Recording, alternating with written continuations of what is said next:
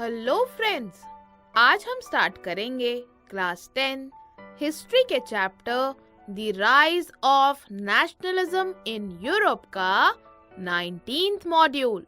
Friends, पिछले module में हमने पढ़ा इटली यूनिफाइड के बारे में।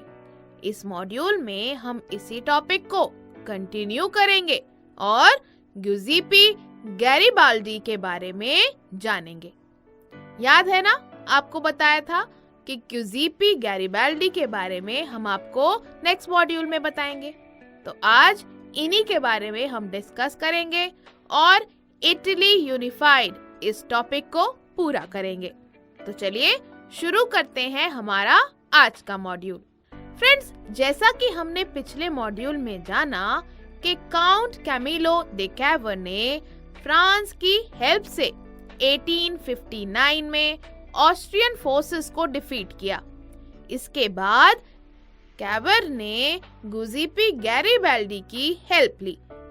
काउंट कैमिलो दे कैवर याद है ना, ये चीफ मिनिस्टर थे। कहाँ के? सार्डिनिया पिएडमोंट के। तो इन्होंने क्या किया था? इन्होंने फ्रांस की मदद से 1859 में ऑस्ट्रियन फोर्सेस को हराया था। इसके बाद कैवर ने गिउसेप्पे गैरिबाल्डी की हेल्प ली। फ्रेंड्स, रेगुलर ट्रूप्स यानी सोल्जर्स के अलावा गिउसेप्पे गैरिबाल्डी की लीडरशिप में कई आर्म्ड वॉलंटियर्स यानी जिन लोगों के पास वेपन्स थे, उन्होंने भी इस यूनिफिकेशन प्रोसेस में पार्ट लिया। फ्रेंड्स, 1860 में उन्होंने साउथ इटली और kingdom of the two Sicilies में एंटर किया और लोकल पेजेंट्स का सपोर्ट जीतने में सक्सेसफुल रहे। उन्हें स्पेनिश रूलर्स को यानी जो बर्बन रूलर्स थे, बताया था ना आपको, तो जो गैरिबाल्डी थे, उनको स्पेनिश रूलर्स को वहां से हटाने के लिए इन पेजेंट्स का सपोर्ट बहुत जरूरी था, जो कि उनको मिला। तो इस तरह गैरिबाल्डी साउथ फ्री कराने में सक्सेसफुल रहे। तो जैसे हमने आपको पहले बताया था कि इटली को हमने कई पार्ट्स में डिवाइड करके आपको बताया था। तो नॉर्थ का एरिया जहाँ पे हैब्सबर्ग एम्पायर का रूल था, वहाँ पे काउंट कैमिलो दे कैवर ने फ्रांस की मदद से उसको ऑलरेडी फ्री कर दिया था। अब साउथ में किसका कब्जा था? साउथ में बर्बन रूलर्स का कब्जा था। तो उसको फ्री किसने कराया? गैरिबाल्डी ने। जी हाँ। तो अब क्या बचा? मतलब नॉर्थ फ्री हो गया, सार्डिनिया पिएडमोंट तो इटली के पास ऑलरेडी था ही, साउथ भी फ्री हो गया। अब सिर्फ सेंटर बचा था। सेंटर कैसे इटली के पास वापस आया, वो हम आपको धीरे धीरे बताएंगे। 1861 में विक्टर इमैनुअल II को यूनाइटेड इटली का किंग डिक्लेयर किया गया।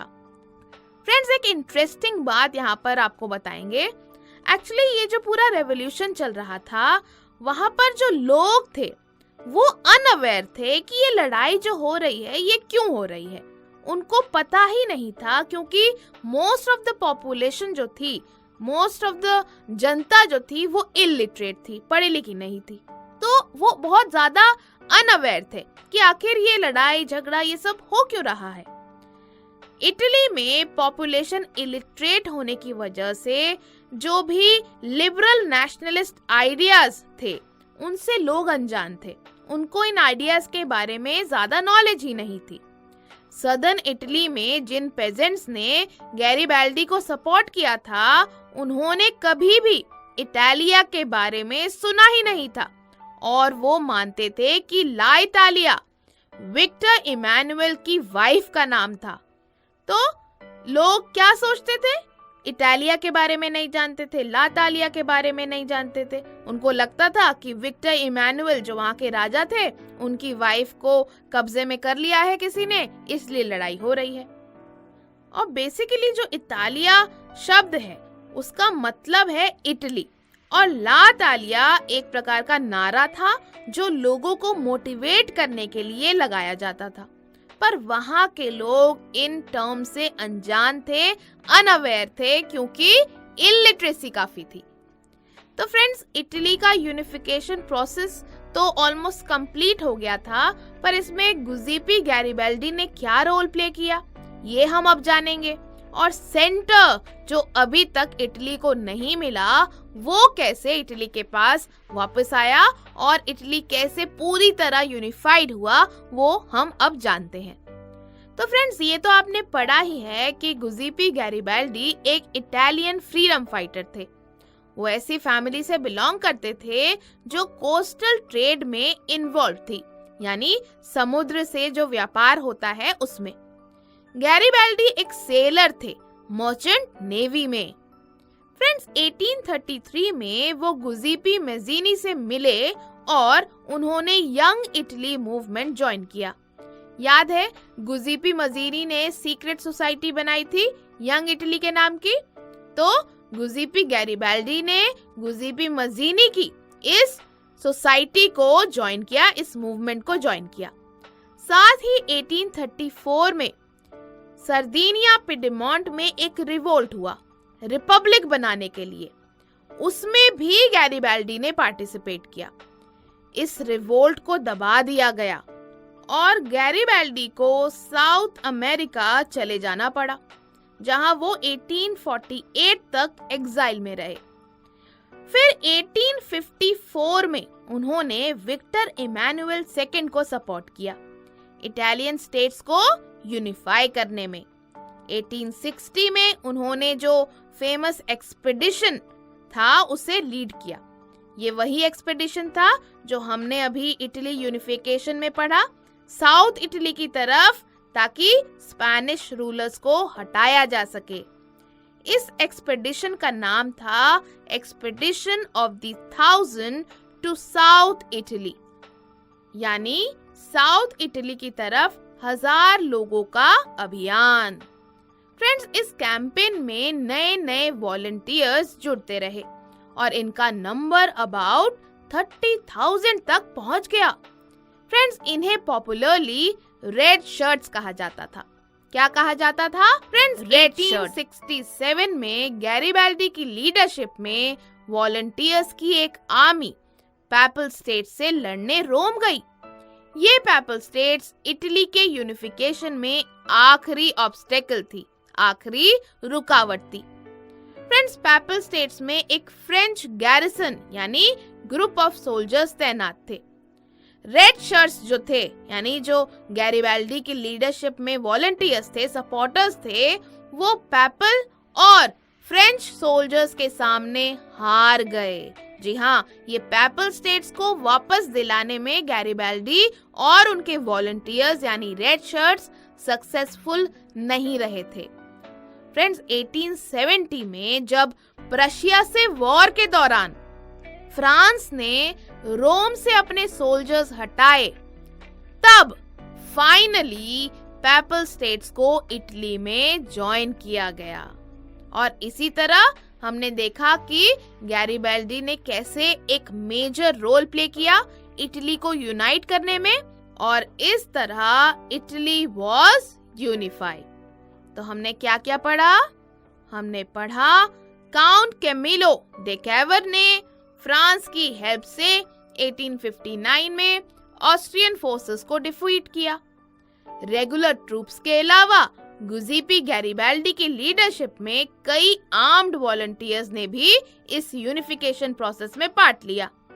1860 में उन्होंने साउथ इटली और kingdom of the two Sicilies में एंटर किया और लोकल पेजेंट्स का सपोर्ट जीतने में सक्सेसफुल रहे। उन्हें स्पेनिश रूलर्स को वहां से हटाने के लिए इन पेजेंट्स का सपोर्ट जीतना जरूरी था, और वो स्पेनिश रूलर्स को हटाने में वहां से सक्सेसफुल भी रहे। फ्रेंड्स, 1861 में विक्टर इमैनुअल II को यूनाइटेड इटली का किंग डिक्लेयर किया गया। गुज़ीपी गैरिबाल्डी ने इटली के यूनिफिकेशन में एक मेजर रोल प्ले किया। 1833 में वो गुज़ीपी मैज़ीनी से मिले और उन्होंने यंग इटली मूवमेंट ज्वाइन किया। 1860 में उन्होंने जो फेमस एक्सपेडिशन था साउथ इटली की तरफ, यानी expedition of the 1000 to south Italy, उसे भी लीड किया, जैसे हमने आपको बताया। इसमें नए वॉलंटियर्स जुड़ते रहे और इनका नंबर अबाउट 30,000 तक पहुंच गया, जिन्हें पॉपुलरली रेड शर्ट्स कहा जाता था। फ्रेंड्स, 1867 में गैरीबाल्डी की लीडरशिप में वॉलंटियर्स की एक आर्मी पैपल स्टेट से लड़ने रोम गई। पैपल स्टेट्स में एक फ्रेंच गैरिजन तैनात थे। रेड शर्ट्स पैपल और फ्रेंच सोल्जर्स के सामने हार गए। 1870 में जब प्रशिया से वॉर के दौरान फ्रांस ने रोम से अपने सोल्जर्स हटाए, तब फाइनली पैपल स्टेट्स को इटली में ज्वाइन किया गया और इस तरह इटली यूनिफाइड हुआ। So let us revise once again. Friends, Count Camillo de Cabra, with the help of France, defeated Austrian forces in 1859. Regular troops as well as armed volunteers joined under the leadership of Giuseppe Garibaldi. In 1860, they marched into South Italy and the Kingdom of the Two Sicilies and succeeded in winning the support of local peasants to drive out Spanish rulers. Friends, in 1861, Victor Emmanuel II was declared as the King of United Italy. Giuseppe Garibaldi played a major role in the unification of Italy. He met Giuseppe Mazzini in 1833 and joined Young Italy movement. He led the famous expedition of the 1000 to South Italy. Friends, volunteers kept joining in the campaign and their number grew to about 30,000. And friends, these volunteers, they were popularly known as Red Shirts. Giuseppe Garibaldi led an army of volunteers to Rome in 1867 to fight the Papal States, where a French garrison was stationed. Red Shirts were defeated by Papal and French soldiers. And friends, in 1870, finally, when during the war with Prussia, France withdrew its troops from Rome, Papal States were joined to Italy. And that's how unification process of Italy was finally completed. तो friends, ये था हमारा आज का module, जिसमें हमने unification of Italy को पूरी तरह से समझा और साथ ही गुज़ीपी गैरिबाल्डी के रोल के बारे में भी जाना। तो चलिए अब इस मॉड्यूल की एक्सरसाइजेस करते हैं।